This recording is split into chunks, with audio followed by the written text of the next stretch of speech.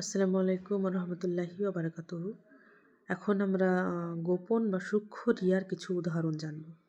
তো এটাকে আমরা রিয়া কি জেনেছি, ইবাদতের ক্ষেত্রে রিয়ার প্রকারভেদ সম্পর্কে জেনেছি। আজকে আমরা জানব গোপন বা সূক্ষ্ম রিয়ার কিছু উদাহরণ। তো প্রথম যে উদাহরণটি সেটি হলো যে কোনো ব্যক্তি ইবাদত করছে, আল্লাহ পাকের অনুগত্যে ইবাদত করছে ইখলাসের সঙ্গে, এবং যখন মানুষজন সেটি জানছে, এই ক্ষেত্রে বলে রাখি যে ব্যক্তি গোপনে ইবাদত করছে, সে চায় না যে লোকজন জানুক, এবং কোনোভাবে যে কোনো কারণবশত যখন সেটা লোকজন জানছে, লোকজন পর্যন্ত বা মানুষজন পর্যন্ত যখন সেটা পৌঁছাচ্ছে যে তিনি গোপন ইবাদতকারী, তিনি এমন সুন্দরভাবে ইবাদত করেন ইখলাসের সঙ্গে, তখন সেই ব্যক্তি মনে মনে যদি চায় যে লোকজন আরও জানুক যে তিনি গোপনে ইবাদত করছেন, এবং এতে তিনি মনে মনে চাই যে লোকজন যেন তাকে সম্মান করুক, লোকজন তার সঙ্গে ভালো ব্যবহার করুক, অথবা সমাজে তার মান মর্যাদা বৃদ্ধি পাক, যেহেতু তিনি ইবাদতকারী।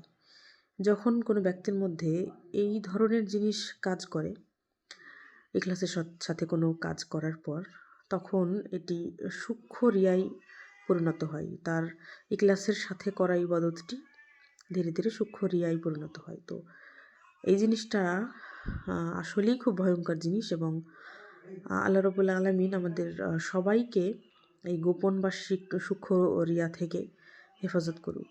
এবং তার মধ্যে আমি যেই উদাহরণটি এখন দিলাম, এটি খুবই ভয়ঙ্কর, এটি থেকে আমাদের সবাইকে হেফাজত করুক। দ্বিতীয় উদাহরণে আসি। দ্বিতীয় উদাহরণটি হলো যে কোনো ব্যক্তি জ্ঞান অর্জন করে, ইলম অর্জন করছে, কারণ তিনি যেন আলেম হতে পারে। তার উদ্দেশ্য তিনি যেন আলেম হতে পারেন, তিনি যেন জ্ঞানী হতে পারেন, তিনি যেন আধ্যাত্মিক হতে পারেন, সমাজে তার মান মর্যাদা যেন বৃদ্ধি পায়, লোকজন তাকে প্রচুর সম্মান করুক।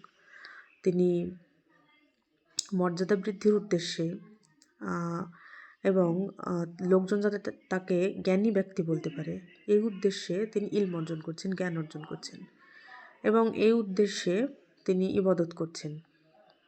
এটি খুবই ভয়ঙ্কর একটি জিনিস। যেমন এক্ষেত্রে হতে পারে যে দিনের দাওয়াত দিচ্ছেন কোনো ব্যক্তি, এবং তার উদ্দেশ্য তিনি যেন খ্যাতি অর্জন করতে পারেন মানুষজনের কাছে, এবং লোকজন যেন তাকে বলুক যে এই মানুষটি খুবই জ্ঞানী। এই ক্ষেত্রে এই ব্যক্তি এই যে ইখলাসের সাথে কাজটি করছে না, এই ক্ষেত্রে এই ব্যক্তি ইবাদত করছে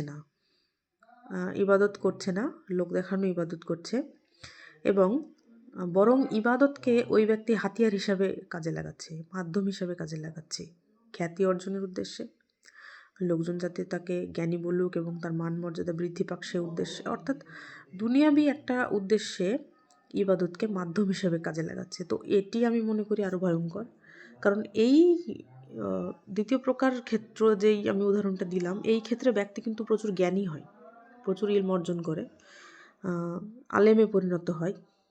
আলেমাতে পরিণত হয়, জ্ঞানী হয়, এবং তার মধ্যে যে এই জিনিসটি কাজ করে সেটি কেউই বুঝতে পারে না, একমাত্র মহান আল্লাহ রাব্বুল আলামিন ছাড়া। তো এর পরিণতিও প্রচণ্ড ভয়ঙ্কর, কারণ এই ইবাদতগুলি তো আসলে কাজে লাগে না।